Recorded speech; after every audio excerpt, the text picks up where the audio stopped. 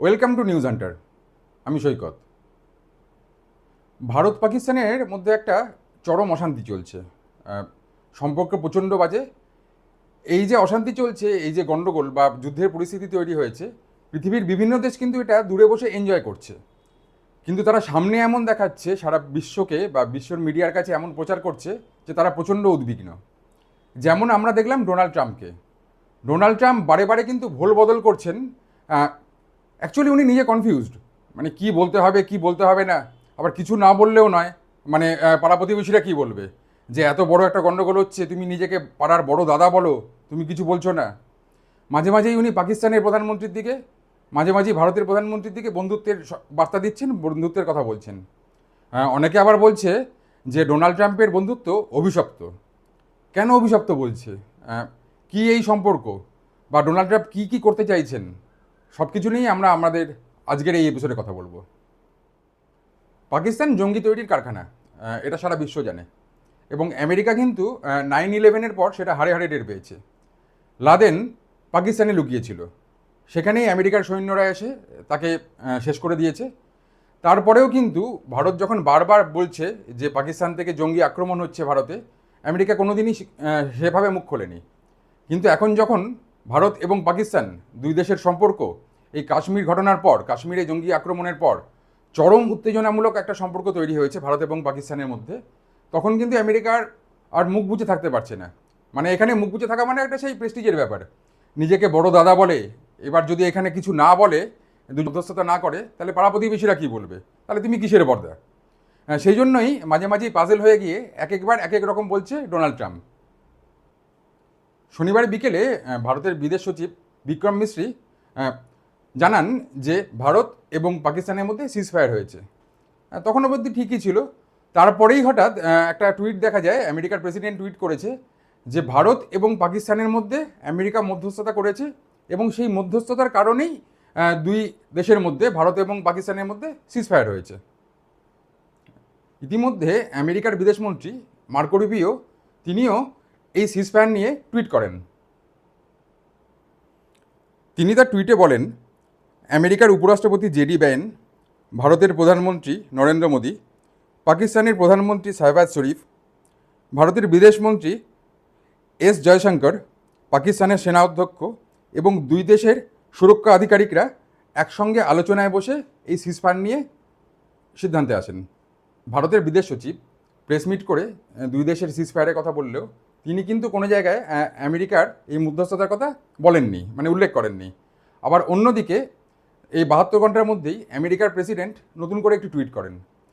তিনি তার টুইটে বলেন, আমি দুই দেশের নেতৃত্বকে নিয়ে গর্ববোধ করছি। তারা সঠিক সময়ে সঠিক সিদ্ধান্ত নিয়েছেন, না হলে দুই দেশের অনেক নিরীহ নাগরিকের প্রাণ যেতে পারত। ভারত পাকিস্তানের এই অবস্থান নিয়ে বা এই গণ্ডগোল নিয়ে বারে বারে ভুলবদল করছে আমেরিকা। এখন তারা আবার জানাচ্ছে যে এই পিওকে, পাক অকুপাইড যে কাশ্মীর, যেটা নিয়ে মেন গণ্ডগোল, সেটা নিয়ে তারা মধ্যস্থতা করবে। ভারত এবং পাকিস্তানের মধ্যে মধ্যস্থতা করে তারা নাকি এই গণ্ডগোল মিটিয়ে দেবে। যদিও ভারত থেকে শটান জানিয়ে দেওয়া হয়েছে তারা এই কাশ্মীর ইস্যুতে কোনো থার্ড পার্টি বা কোনো বাইরের লোকের নাক গলানো বা ইন্টারফেয়ার একদমই পছন্দ করছে না। কদিন আগেই একটি প্রেস মিটে জেডি ভ্যান, আমেরিকার উপরাষ্ট্রপতি, তিনি আবার অন্য কথা বলেছিলেন। তিনি বলেছিলেন ভারত পাকিস্তানের গণ্ডগোলের মাঝখানে তারা ঢুকবেন না, তারা কূটনীতিকভাবে কোনো কিছু তারা সাহায্য করতে পারেন, তারা কূটনীতিক নজর রাখতে পারেন, কিন্তু তারা মধ্যস্থতা করবেন না। ট্রাম্প আবার টুইট করে জানাচ্ছে যে আমি দুই প্রধানমন্ত্রীকেই খুব ভালো করে চিনি, দুজনের সঙ্গেই আমার খুব ভালো সম্পর্ক, আমি চাই না এদের মধ্যে তিক্ততা বাড়ুক, এদের মধ্যে গণ্ডগোল চলুক। এর আগে যখন বারবার ভারত পাকিস্তানের সম্পর্ক যখন এরকম তিক্ত হয়েছে, তখন কিন্তু আমেরিকা অনেক ডাইরেক্ট ইন্টারফেয়ার করেছিল, প্রথম থেকেই তারা এই মধ্যস্থতা করেছিল। কিন্তু এইবার তারা নিজেদের মধ্যেই অনেক প্রবলেম নিয়ে তারা ব্যস্ত। রাশিয়া ইউক্রেন নিয়ে, চীনের সঙ্গে সম্পর্ক নিয়ে, বহির্বিশ্বের বিভিন্ন ব্যাপার নিয়ে তারা এতটাই ব্যস্ত হয়ে আছে যে, বা এতটাই নিজেদের মধ্যেই তারা প্রবলেম ফেস করছে যে তারা নতুন করে এই ভারত পাকিস্তানের যে দ্বন্দ্ব তার মধ্যে ঢুকতে চায়নি। কিন্তু শেষ পর্যন্ত তারা এর মধ্যে মধ্যস্থতা করছে এবং বলছে তারা মধ্যস্থতা করার জন্য উৎসাহী, বা এই দুই দেশের দ্বন্দ্ব, তারা পিওকে নিয়ে যে গণ্ডগোল, সেই গণ্ডগোল তারা মধ্যস্থতা করে মিটিয়ে দেবে। ট্রাম্প মাঝে মাঝেই বলছে যে পাকিস্তানের প্রধানমন্ত্রী আমার বন্ধু, ভারতের প্রধানমন্ত্রী তো আমার প্রচণ্ড বন্ধু। ভারতের অনেকে আবার বলছে যে ট্রাম্পের বন্ধুত্ব কিন্তু অভিশপ্ত, কেন তারা এর কথা বলছে? তারা উদাহরণ দিচ্ছে ইলন মাসের। ইলন মাস পৃথিবীর সবথেকে বড় ব্যবসায়ীদের মধ্যে একজন, পৃথিবীর সবথেকে বড় লোক। তিনি সারা বিশ্বে তার ব্যবসা ছড়িয়ে দিয়েছেন, বিশ্বের বাইরেও। বিশ্বের বাইরে পৃথিবীর চারিদিকে যেসব স্যাটেলাইট ঘুরছে তার মধ্যে প্রায় 20,000 স্যাটেলাইট ইলন মাসের কোম্পানির। এবং তিনি তার ব্যবসা ভালোই করে খাচ্ছিলেন। এবার আমেরিকার প্রেসিডেন্টের হঠাৎ মনে হলো যে এনাকে রাজনীতিতে নিয়ে আসা দরকার, এনার সঙ্গে বন্ধুত্বের হাত বাড়ানো দরকার। এবং যবে থেকে আমেরিকার প্রেসিডেন্টের সঙ্গে ইলন মাসের বন্ধুত্ব হয়েছে, হাত মিলিয়েছেন, তিনি সরাসরি রাজনীতিতে এসছেন, তবে থেকে কিন্তু তার ব্যবসায় বিভিন্ন রকম গণ্ডগোল শুরু হয়েছে। ইলন মাস যখন রাজনীতিতে এলেন তখন নিজেকেও একটা চেয়ার পেয়ে, যেমন হয় আর কি, আমাদের এখানেও হয়, নেতারা চেয়ার পেয়ে গেলে যখন সব কিছু দিকবিদিক জ্ঞান শূন্য হয়ে যায়, এক নাগাড়ে তিনি লোক ছাঁটাই করতে শুরু করলেন, চাকরি থেকে অনেককে বরখাস্ত করলেন।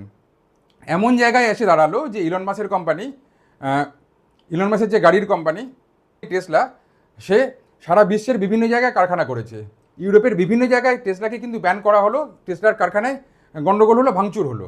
তার একটাই কারণ, ইলন মাসের এই যে ঔদ্ধত্য তারা সহ্য করেনি। এই সবই কিন্তু হয়েছে আমেরিকার প্রেসিডেন্টের সঙ্গে তাদের নিবিড় যে বন্ধুত্ব সেটা হওয়ার পর থেকে। সেই জন্য অনেকেই মনে করছেন আমেরিকার প্রেসিডেন্টের, বিশেষ করে এই ডোনাল্ড ট্রাম্পের বন্ধুত্ব অভিশপ্ত। দূর থেকে দেখো, দূর থেকে কথা বলো, বেশি কাছে যেও না, বেশি বন্ধুত্ব হও না, বেশি ক্লোজ হও না, তাহলেই বিপদে পড়বে। এবং তারা বারে বারে এই ইলন মাসের উদাহরণ টেনে আনছেন। পিওকে নিয়ে, পাকিস্তান অকুপাইড কাশ্মীর নিয়ে ভারতের যে সিদ্ধান্ত, সেটা কিন্তু সব দল বা সব ভারতীয়রা খুব ভালোভাবে নিয়েছে, এবং এটা কিন্তু সবাইকার মত। তারা সবাই চায় যে ভারতের এই সমস্যা, ভারতের এই কাশ্মীর ইস্যু ভারত নিজেই বুঝে নিক। বাইরের কোনো পার্টি বা কোনো থার্ড পার্টির এর মধ্যে ইন্টারফেয়ার করার কোনো প্রয়োজন নেই। আমার সমস্যা আমি বুঝে নেব, তোমার এতে ইন্টারফেয়ার না করলেও চলবে। এটাই হচ্ছে সব ভারতীয়ের মত। ভারত পাকিস্তান বর্তমান যে সমস্যা, বর্তমান যে প্রবলেম, সেটা নিয়ে সবাইকার টুইটের ভিত্তিতে আমরা স্বাধীনভাবে আজকের এই এপিসোডে আলোচনা করলাম। এই আলোচনা যদি আপনাদের ভালো লাগে তাহলে আমাদের সঙ্গে থাকুন, আমাদের চ্যানেলটি সাবস্ক্রাইব করুন, আপনাদের মতামত জানান। পরবর্তীতে এই ধরনের আরও অনেক নতুন তথ্য নিয়ে আমরা এপিসোড নিয়ে আসব। সঙ্গে থাকুন, দেখতে থাকুন নিউজ হান্টার।